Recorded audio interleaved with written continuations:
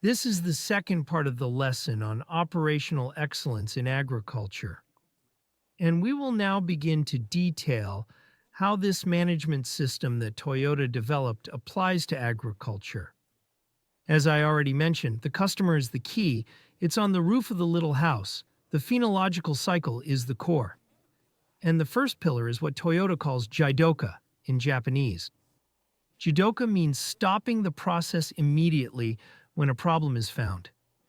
It's what I told you earlier about the cracked chassis. The person was tapping with the hammer, saw the problem, pulled the cord, stopped the process so the problem could be resolved. How does this apply to our reality? I'll show you some examples here. So imagine a situation like this, soil prepared this way. It's the beginning of my value chain, it's my chassis. I will put in this chassis a high-tech engine, which is a seed with productive capacity, or a seedling with very high capacity. If I place this seedling in this chassis here, like this, do you think the seedling will produce? Look at the amount of clods, compaction, the way the mulch is placed away from the soil. I plant a seedling here, and it gets cooked under this mulch. The problem is that it's planted. Believe it or not, there are seedlings planted here. What happened here? The planting team arrived to do the planting and didn't have the authority to pull the cord and say, I won't plant. Let's fix this problem before I plant. In other words, they pushed a defect forward. And this is done very consistently many times. We push defects forward. Oh, but I can't stop because otherwise I'll lose the planting schedule, and then I won't be able to plant the number of trays I need to plant this week. I won't be able to plant the area. But in an area like this, and we followed it, this area here, look, produced only 30% of what it could have produced. 30%. I spent the same amount of water, fertilizer, pesticides, labor, and land, and I produced only 30%. There's no business in the world where I throw away 70% of what I could produce and still manage to have results. Only agriculture can still withstand these affronts, but it's getting tighter and tighter. So I have to create a culture of pulling the cord, jidoka, stopping the process, seeing the problem, and stopping the process. The ideal would have been for this process to be stopped when this bed was being compacted. But if it wasn't stopped there, it should have been stopped when the mulch was being laid. If it wasn't stopped there, it should have been stopped when we were planting. And the longer I take to stop the process, the more expensive it becomes, and the harder it is to correct. Because now, to correct it, I will have to remove the mulch. I will lose seedlings because they are already planted. I will have to prepare the bed again. It will cost much more. So the faster the problem is identified, the better. Another example here of the lack of jidoka practice. This is a potato area, a potato pivot, and you can see there's a defect here. There's a problem, right? This strip here, something happened. What happened here? I coincidentally was following this planting on the day that when this plot was being planted. Not on the day this photo was taken, but when it was being planted. And when we got there and were watching the people planting, they were in the process, opened a bag of potatoes. And there was this, look. The seeds were completely rotten, even smelling bad. And they opened, hoisted this bag on the winch, took it on top of the planter, opened the bag, and that mass of potatoes fell into the planter. I looked at the manager who was with us and said, "Are you going to plant like this?" "Oh no, we have to plant because the amount of seed I'm going to plant in each plot is already scheduled and all." Have to plant? In other words, he didn't pull the cord. Some time passed, he sent me this photo. He said, "Enrique, look what happened. In that area where you told us to pull the cord, and I didn't pull the cord. This happened here. Besides that, the fact that this happened, that this seed is not of good quality, caused this planter to have to be stopped many times to clean the little cups there that plant potatoes. It took longer to plant, meaning I spent water, I spent fertilizer. The planting was more expensive. It took more time to plant, and I won't produce everything I could produce. Maybe this entire plot, this entire pivot, all the money I could earn there will go away to pay for this strip because I didn't pull the cord and didn't make the decision not to plant. It would have been better not to have planted. It would have been better not to have spent this resource than to have done it this way. This is what Toyota understood.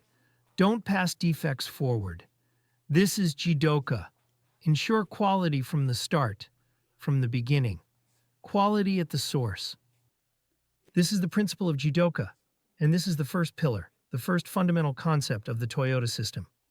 The second pillar is flow management, which is called just-in-time in English. Maybe you have heard of Toyota's just-in-time.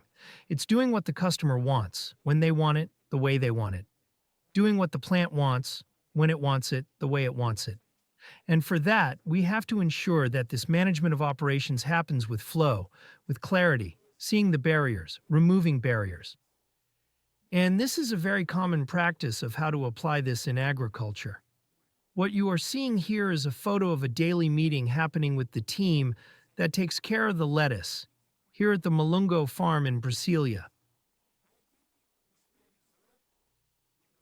The team, the lettuce production supervisor, meeting for 5 minutes, standing up before starting work, to ensure everyone is aligned, to ensure all operations will happen the right way, at the right time, to ensure the problems they identified and flagged are resolved quickly.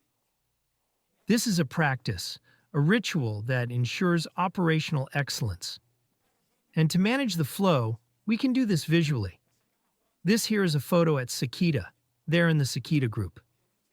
This is Lucian, manager of one of Sakita's units, one of the largest units of Sakita, and this board is where they manage the mechanized operations that happen there in the group. There are almost 5,000 acres planted with vegetables. And this is a simple board. It is a board divided into days of the week: Monday, Tuesday, Wednesday, Thursday, Friday, Saturday, and Sunday. The rows are morning, afternoon, and night. And each sheet you see is an operation. Each of these sheets here, look, is an operation that needs to happen. So this operation, this one, need to happen on Friday. It's the best time to provide the support the plant needs at this moment. Here there are several other things. So you see a visual identification here, right? There are different colors that represent different things. I'll just give an example. Look, the red down here, a pink sheet, is the application of herbicide, because it's critical. If I make a mistake, and it has happened at Sakita to apply the herbicide in the wrong place and lose a garlic plot, the impact is huge. So, how to prevent it from happening again? Make it more visual, make it clear, make it objective for people. And there's another interesting thing. Each of these forms here has 3 copies. Each of these papers has 3 copies. It's an A4 sheet folded, and there are 3 identical sheets there, together. Why are there 3 copies? The first copy, the stock keeper, a day before, will go there and get this form. So let's suppose that today is Thursday night.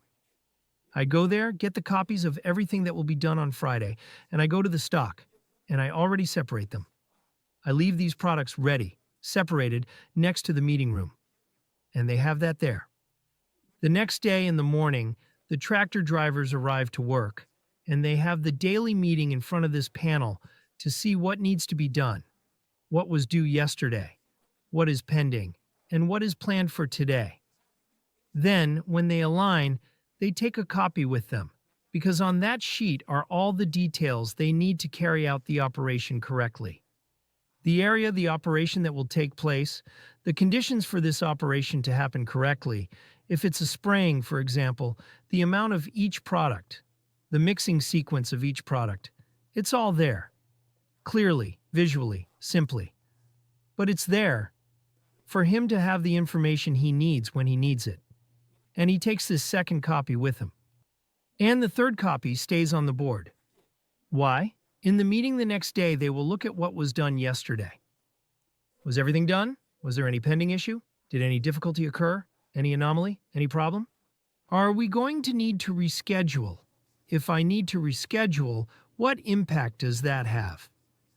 I start making decisions in a visual and simple way without everything being just in the owner's or manager's head. The information is shared, and we ensure that everyone knows what needs to be done and has the necessary support for things to happen. Remember I said that people work for the client, not for the boss? Lucian has a huge team, but he is there to support his team because the people are working with a focus on the client. And all the help they need, Lucian is there to provide support, to serve the people. This is another way. These are examples of flow management done using the Toyota model. In the next module, we will talk about the last part of the model, which is the foundation of the Toyota house, which is fundamental. It's the base. Without it, neither of these two pillars can stand. See you soon.